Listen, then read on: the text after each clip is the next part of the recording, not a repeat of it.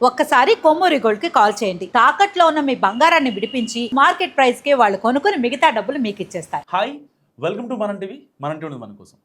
అసలు ఓటర్ల జాబితాలో మీ పేరు ఉందా? ఉంటే ఇప్పుడు మీ పేరు ఏ పార్ట్లో ఉంది అండ్ మీ సీరియల్ నెంబర్ ఏంటి?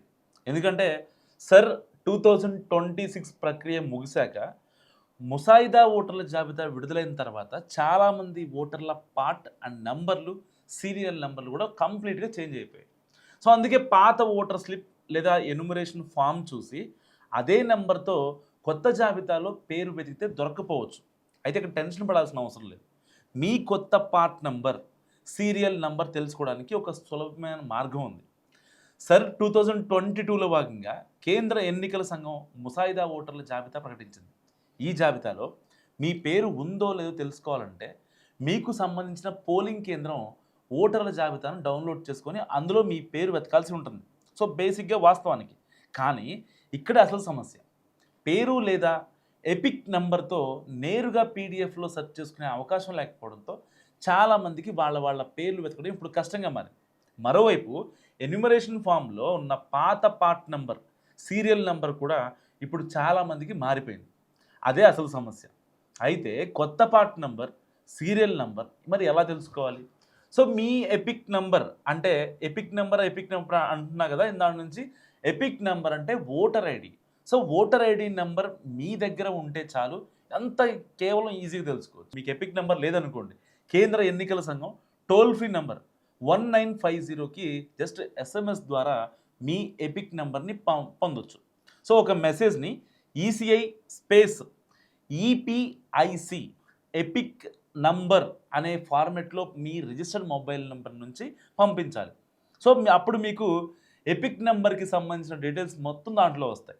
అందులో ఉండే డీటెయిల్స్ ఏంటంటే part number and me vote ఎక్కడ ఉందో ఆ పార్ట్ నెంబర్ కావచ్చు, అండ్ ఆ సీరియల్ నెంబర్ కావచ్చు, నియోజకవర్గం కావచ్చు, నియోజకవర్గం నెంబర్ కావచ్చు, అండ్ మీ జిల్లా, మీ రాష్ట్రం, ఇలాంటి అన్ని వివరాలు ఎపిక్ నెంబర్ త్రూగా తెలుసుకునే అవకాశం ఉంటుంది.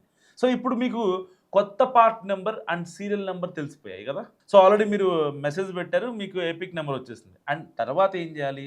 కేంద్ర ఎన్నికల సంఘం వెబ్సైట్ voters.eci.gov.in దానికి వెళ్ళాలి మీరు. అండ్ అక్కడ మీ నియోజకవర్గానికి సంబంధించి పోలింగ్ కేంద్రం ఓటర్ల జాబితాను డౌన్లోడ్ చేసుకోండి. సో మీకు వచ్చిన పార్ట్ నెంబర్ ఆధారంగా సంబంధిత పోలింగ్ కేంద్రం జాబితాను గుర్తించాలి. ఆ పీడిఎఫ్ని డౌన్లోడ్ చేసుకున్న తర్వాత మీకు వచ్చిన సీరియల్ నెంబర్ ఆధారంగా ఆ జాబితాలో మీ పేరు ఎక్కడుందో ఈజీగా గుర్తించవచ్చు. అంటే ఎపిక్ నెంబర్ 1950కి SMS చేయాలి. సో అప్పుడు మీకు కొత్త పార్ట్ నెంబర్, సీరియల్ నెంబర్ వస్తాయి. అప్పుడు పోలింగ్ స్టేషన్ పీడిఎఫ్ని మీరు ఎలక్షన్ కమిషన్ వెబ్సైట్లోకి వెళ్ళి డౌన్లోడ్ చేసుకోవాలి. సో అప్పుడు మీ పేరు లిస్టులో ఉందా లేదా అనేది తెలుస్తుంది. సో ఇదే మొత్తం ప్రక్రియ అన్నమాట. కాబట్టి మీ పాత ఓటర్ స్లిప్లో ఉన్న పార్ట్ నెంబర్, సీరియల్ నెంబర్ చూసి కొత్త జాబితాలో పేరు కనిపించలేదని ఆందోళన చెందాల్సిన అవసరం లేదు.